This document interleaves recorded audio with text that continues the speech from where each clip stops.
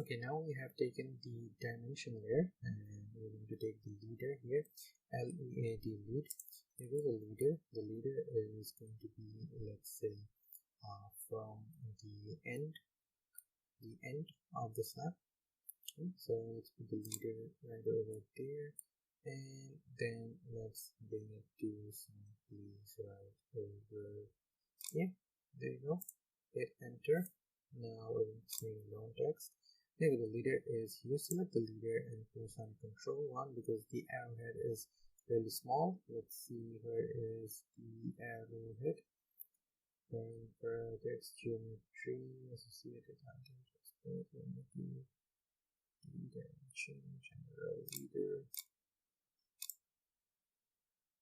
Okay, there you go. We have lines and arrows. We have the arrow. Instead of 5 inches, let's make the arrow 8 inches. Okay, 8 inches. I think 8 is still small. So let's just go with, let's say, 11 inches. Okay, 11 inches looks good enough. So let's just close that. There we go. We have the arrow right over there. Now we're going to be mirroring this location. Okay, so we have mirrored it. Now we're going to stretch it out to put it at the location that we desire, which is right over here. There you go. So we have put in the arrow. So this arrow actually represents the bar laying direction. That means that these bars are supposed to be laid in this direction, the direction of the arrow. So right after that, we're going to have to put in 2 donuts right over here that are going to specify the spacing and the type of bars that this arrow is representing. Okay, so let's just take donut. So 0, and then let's take 5 inches. Well, that's too much. Let's close that. Let's take donut 0, and let's go with 3 inches. There you go. It's perfect. Now we're going to put that one there and another there. There you go. 2 bars. There we go. It's done. Now we're going to write in the text. Let's just copy this one that's available right over here. Place it at a location that we need, and let's say right over there.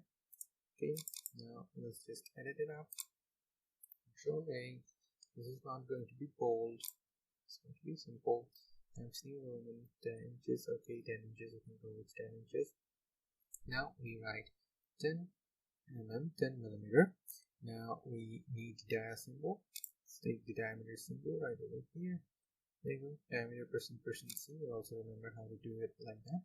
Now we have the diameter symbol. Let's give it some space. So 10 mm dia at the rate 6 inches, center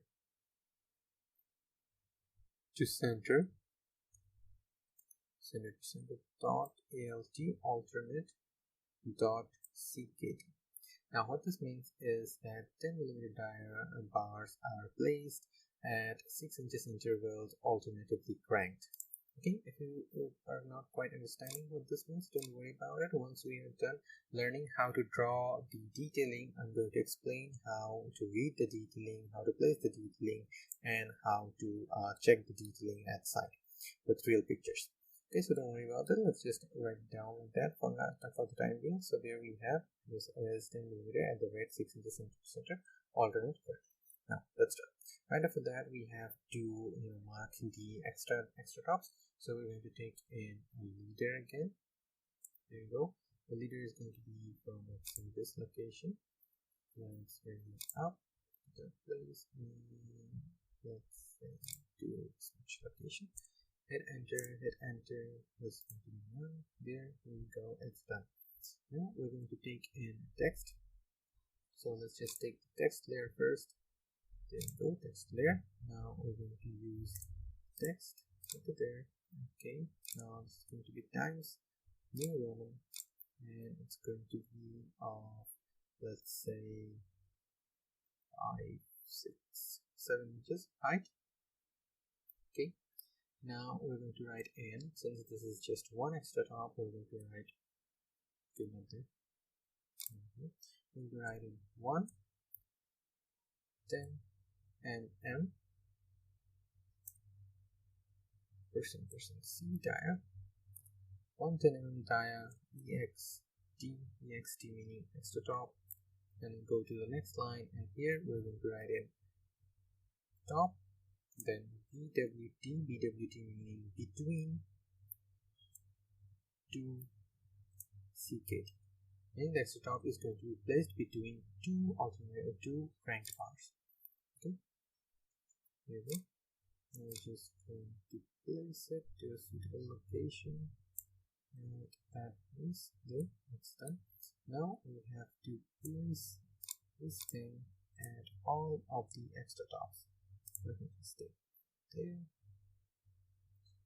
and let's place it right over here. Then we come here, let's place it right over there, let's place it right over there, let's place it right over here. There we go. So there we have specified the extra tops. We have also specified the straight bars and the crank bars here as well. Okay. Alright. So right after that, what's left for us to do is to specify the thickness of the slab. Since all of the slabs here are of thickness 6 inches, we just need to write it out once and then we place it at the locations. Okay, so let me just take ellipse.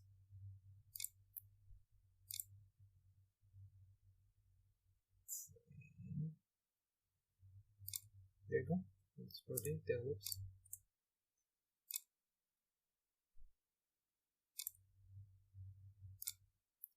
Okay, then it's done. Now we're going to put in text inside it. So let me just change this layer to the box layer. Let's see, box layer. And we're going to put in text inside. There, we're going to give 7-inch high. And this is going to be times 1 as well. Now we write in D, and then dash, we write 6 inches. Okay. Okay, let's expand. And let's just place it there.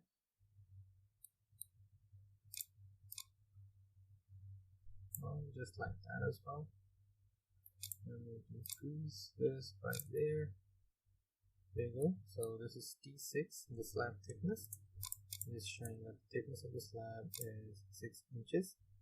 Now we're going to place it at all of the slabs. This is a slab. This is a slab. This is a slab. Here we have another slab, another slab, another slab, another slab, and another slab. So this was the slab detailing for this long section, and then we're going to have to do the slab detailing for the short section, which we're going to see in the next video, or you can try to do that by yourself this time.